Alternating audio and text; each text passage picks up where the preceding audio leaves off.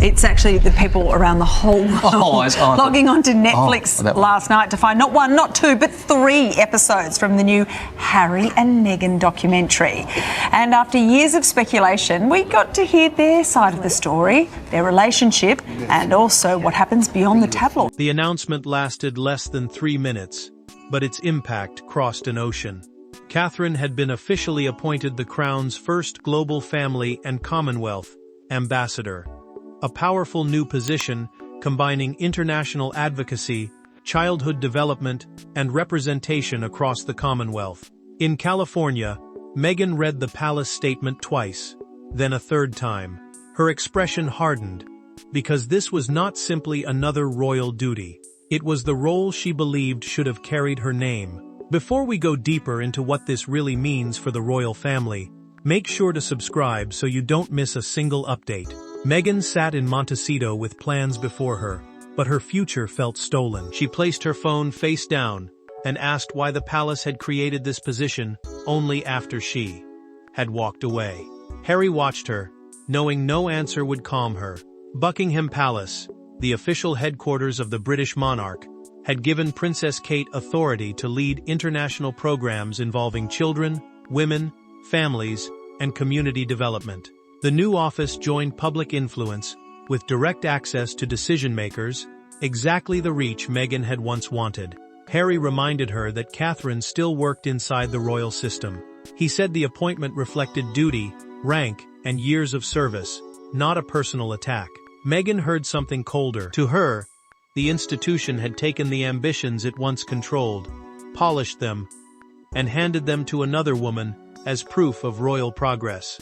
She asked whether leaving had made her ideas disposable. His hesitation deepened the wound. The silence between them became suddenly unbearable. Meghan picked up the statement again. The Global Family and Commonwealth Ambassador was a newly created royal office, meaning from formal position designed to represent the Crown across member nations while coordinating family and humanitarian projects.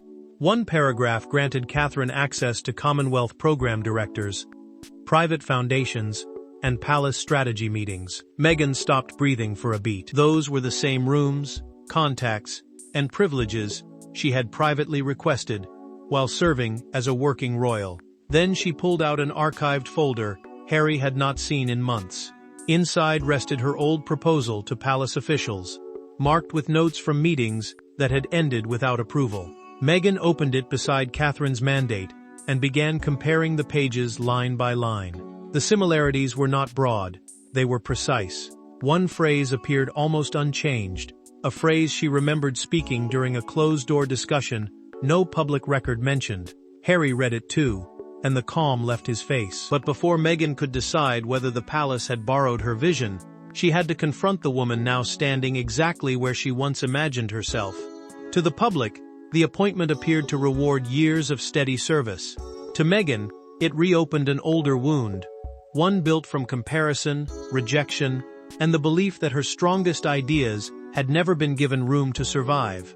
Catherine, meanwhile, understood that accepting the role would place her beneath a harsher spotlight. Neither woman saw the announcement as ceremonial.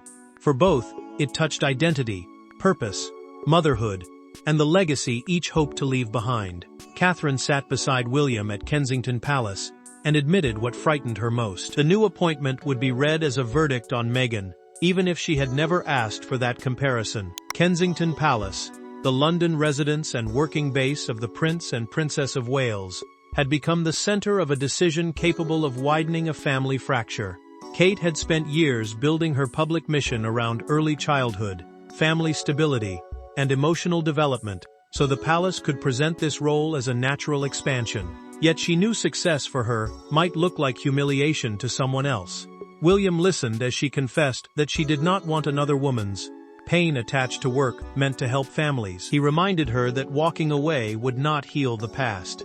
It would only surrender the future to bitterness. Then a senior aide entered with a warning.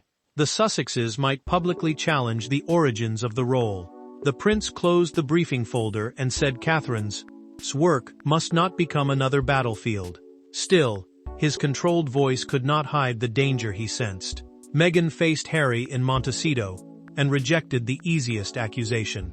She was not jealous of a title, she told him. She felt that an institution which once restrained her voice had repackaged that voice in a form it considered safer. Her earlier ambitions had centered on women's empowerment, Commonwealth youth, humanitarian partnerships, and direct global advocacy. The Commonwealth, a voluntary association of nations with historic links to Britain, had once seemed to her like the place where modern royal service could become meaningful. Harry remembered a private conversation from their final year as working royals. Meghan had proposed a cross-Commonwealth family initiative, only to be told the structure was not yet ready. He repeated those words now, and she heard the old dismissal return with fresh force. That silence had protected nobody at all. Across the ocean, both households began searching archived records, meeting notes, and forgotten drafts. One document carried the date of a ceremony neither side had discussed for years, and hidden behind that date was the moment when an ordinary disagreement hardened into a rivalry neither household could easily escape. The fracture did not begin with the new appointment. It began years earlier in a private reception room after a Commonwealth service, when applause outside concealed a bitter disagreement within. Meghan had arrived carrying a written proposal. Catherine had entered expecting a routine discussion. By the time the door reopened, both women understood that the palace would never give them equal freedom, and one sentence spoken that afternoon would shape everything that followed. Meghan entered that room, determined to be heard. She placed the Global Families Initiative on the table and explained that it would connect women's organizations, youth groups, and childhood programs across member nations.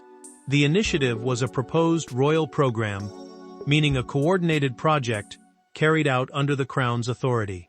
Its reach mattered because it would give her an independent voice on issues she believed demanded urgency. It also mattered because success would prove that a newcomer could shape the monarchy rather than merely decorate it. Catherine listened while two courtiers warned that the plan crossed several royal portfolios. A royal portfolio is the area of public duty assigned to a family member, and Meghan's proposal touched work already divided among households. The advisors feared controversy if she spoke too freely. She tightened her grip on the pages and said the monarchy had to stop treating modern advocacy as a threat. Kate remained calm, but her silence felt heavier with every passing second. Catherine suggested starting with a smaller pilot, focused on children and parents.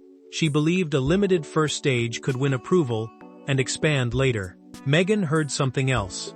She asked quietly whether the future queen would face the same resistance if the idea had been hers. Kate answered that caution was not rejection, yet the room had already changed. The question hung between them, sharp and personal. Then one courtier reached across the table, removed the proposal, and delivered the sentence that became the point of no return. This portfolio may be better developed under a future queen. Meghan went still. Catherine looked toward the advisor in disbelief, but the meaning was unmistakable. One woman was being asked to wait. The other was being named as the safer future. Meghan left before Kate could stop her. Catherine objected in a documented meeting note, telling both courtiers that the wording had been unfair and damaging. Yet that objection never reached the Duchess. Years later, the new ambassadorial role seemed to fulfill the rejected plan's central promise, turning an old wound into evidence of replacement. When the old sentence resurfaced beside the new appointment, Meghan no longer wanted explanations from advisors. She wanted an answer from Kate herself. Understood. I'll keep the established settings for the remaining sections and allow slight variation around the target word count. The call was not arranged through secretaries, lawyers, or palace officials. Meghan contacted Catherine directly, removing every protective layer that had kept their resentment polite and distant. When Kate answered, there were no cameras and no prepared statements, only two women carrying years of unspoken anger. Meghan did not offer congratulations. She asked one devastating question. Did you know that role began as my proposal? The silence that followed said more than either expected. Meghan sat alone in a private room at her Montecito home. Harry had left to collect their children, giving her the one thing she needed: a conversation without advisors, interrupting, correcting, or softening her words. Across the Atlantic, Catherine answered from a small sitting room inside Kensington Palace. She closed the door herself and asked her staff not to disturb her. The palace residence served as her family home and official working base. But at that moment, its walls offered no protection from the accusation coming through the phone. Meghan kept her voice controlled. That restraint made every word more dangerous. She said the institution had rejected her idea, buried it, and then returned it to the world beneath another woman's name. Catherine denied asking for that outcome. She explained that she had accepted the role because the work mattered, and because families across the Commonwealth needed long-term support. Kate insisted that she had never intended to erase anyone. Meghan pushed her chair back sharply. Intent, she replied, did not change what had happened. Catherine admitted that she remembered the earlier proposal. She had believed, however, that the global family and Commonwealth ambassador position had been developed separately. An appointment brief is the official document explaining a royal role, its responsibilities, and the authority attached to it. Kate had trusted that document. Now Meghan challenged everything written inside it. Meghan opened her archived proposal and read one phrase aloud: family resilience across the Commonwealth. Those words had appeared in her original plan. They now stood inside Catherine's mandate, almost unchanged.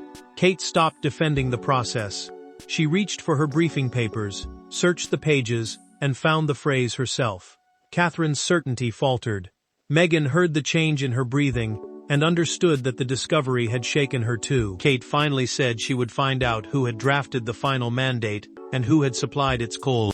That promise meant involving William, senior palace officials, and ultimately Charles himself. The confrontation had exposed more than resentment.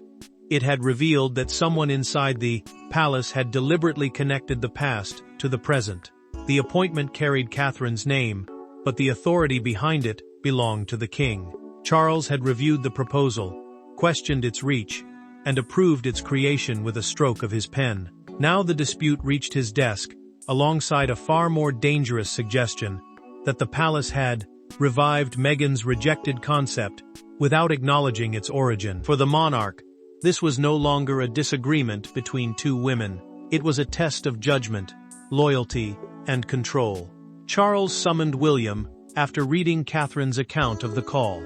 The king had created the ambassadorial position to unite several disconnected royal programs beneath one clear international mission. An ambassadorial position is an official role allowing a royal figure to represent the crown and lead work across countries and organizations. The monarch believed the arrangement would give the next generation a purpose the public could understand. William had supported Kate because her established childhood work and future constitutional place made her the palace's preferred choice to lead it. The king placed Meghan's original proposal beside Catherine's appointment mandate.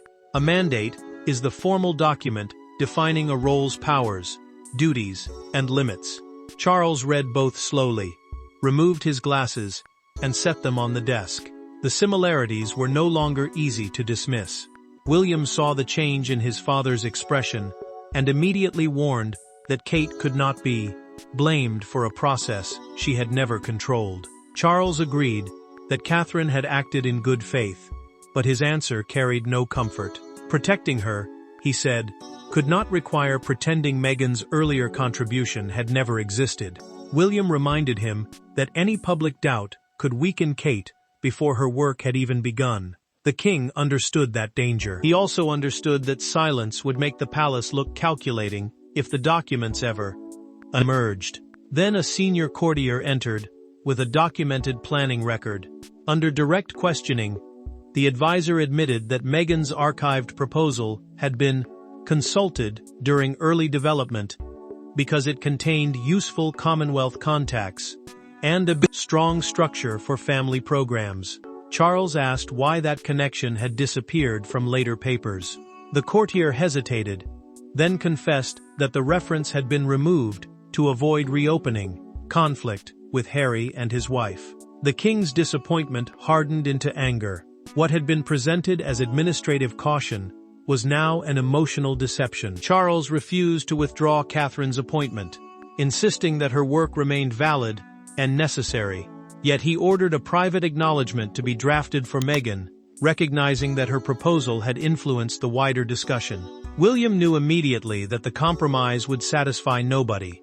Kate would retain the authority, but inherit the controversy. Meghan would receive recognition, but only behind closed doors. By trying to preserve Kate's authority, while recognizing Meghan's contribution, the king created a new reality in which everyone received something, and everyone felt betrayed.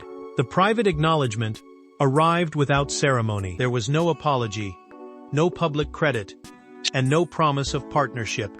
Only a carefully worded letter, recognizing that Meghan's earlier ideas had informed the wider conversation. She read the sentence once, and laughed without amusement. Across the Atlantic, Catherine received a warning that the controversy could overshadow her first major engagement. The palace had attempted balance, but its compromise landed like an insult on both sides. Meghan folded the letter in half and placed it beside her rejected proposal. Charles had acknowledged that parts of her work influenced the new role, yet he had also confirmed that Catherine's appointment would remain untouched. A confidential royal letter is private correspondence issued by the monarch or his office, carrying authority without creating a public record. That distinction mattered. Kate would receive the platform, the access, and the visible success.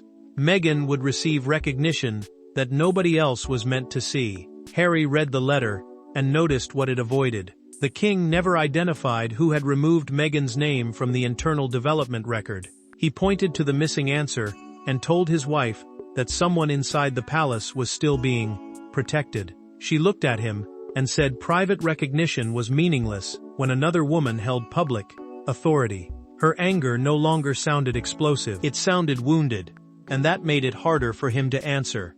Catherine faced a different crisis at Kensington Palace. Officials were preparing her inaugural Commonwealth Roundtable, the first formal meeting, where representatives would discuss how the new program would support families across member nations. They hoped visible action would shift attention from the dispute. Kate considered postponing it. She feared that appearing before delegates so soon would make her success look like a celebration of Meghan's exclusion.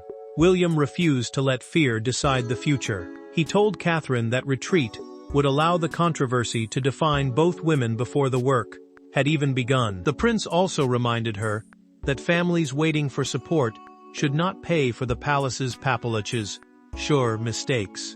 She understood his argument, but responsibility did not remove the guilt pressing against her. Then an aide delivered another warning. Several Commonwealth representatives attending the roundtable had previously met Meghan and remembered her original pitch.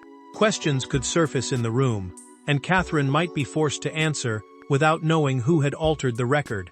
Before either household issued a statement, Harry contacted William directly. He proposed a private meeting without staff, prepared lines, or palace rules.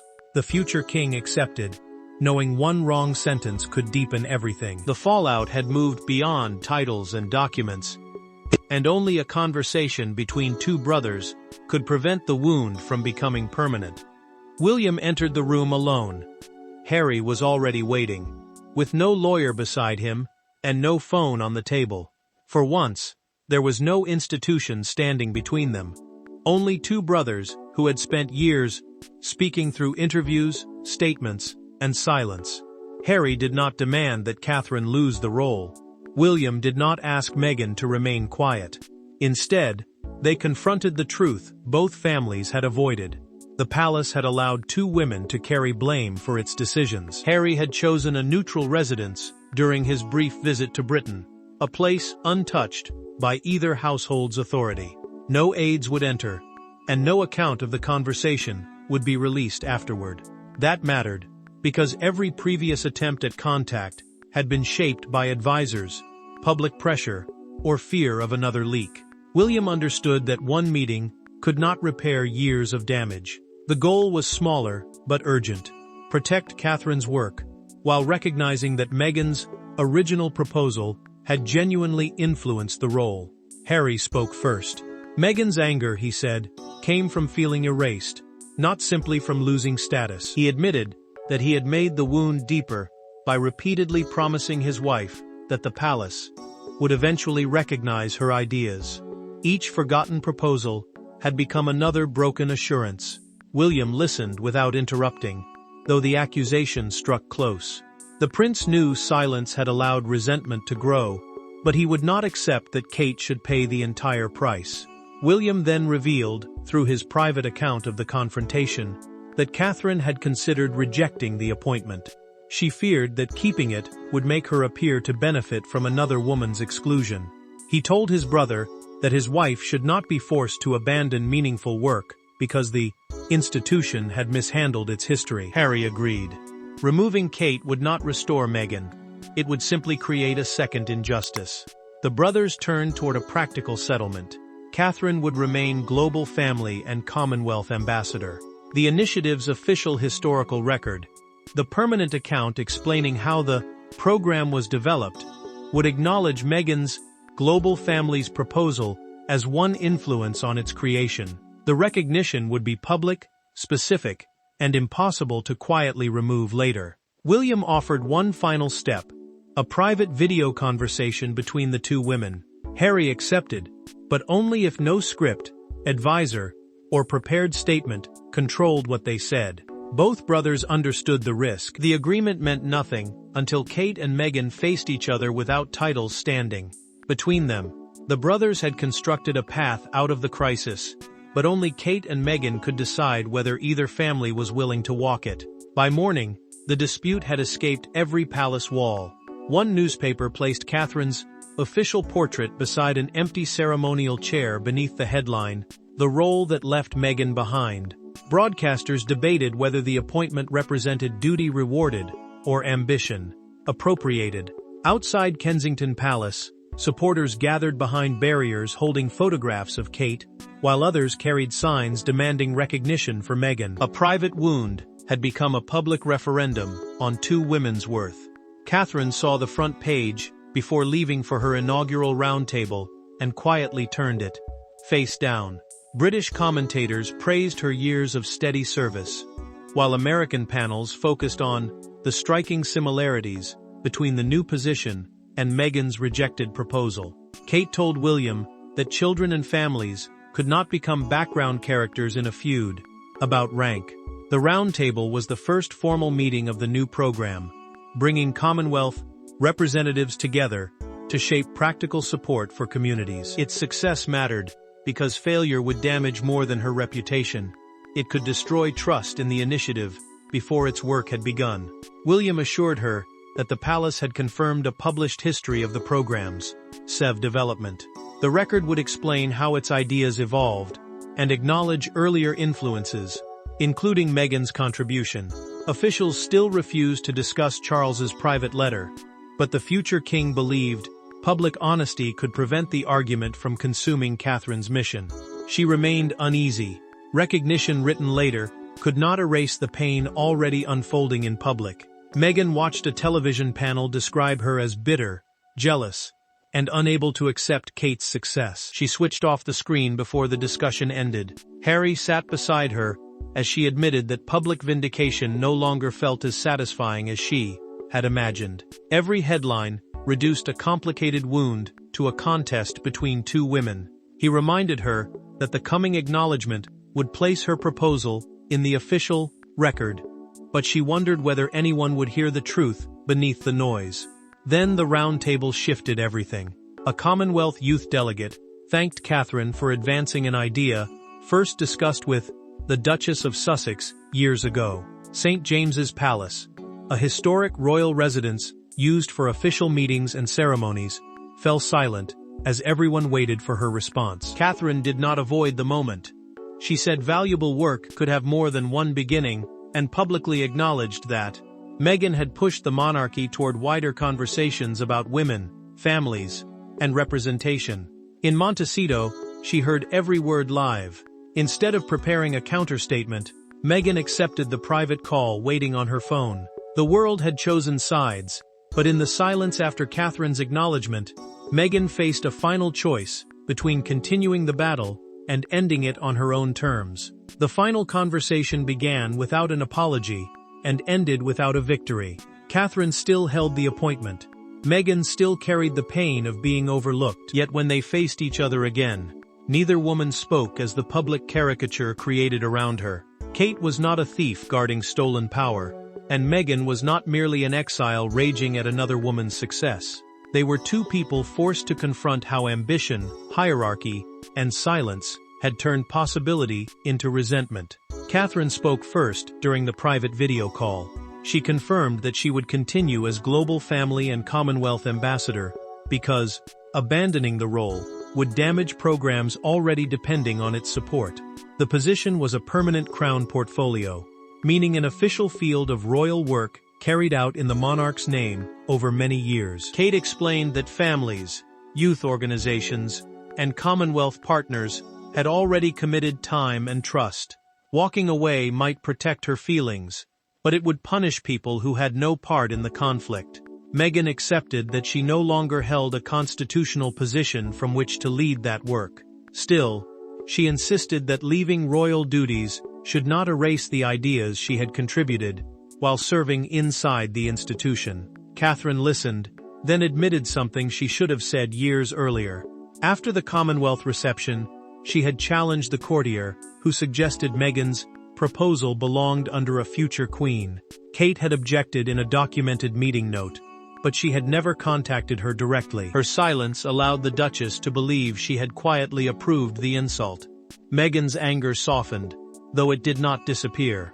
She admitted that she had directed years of resentment toward Catherine because confronting the monarchy itself had felt impossible. The palace was too large, too guarded, and too skilled at absorbing blame.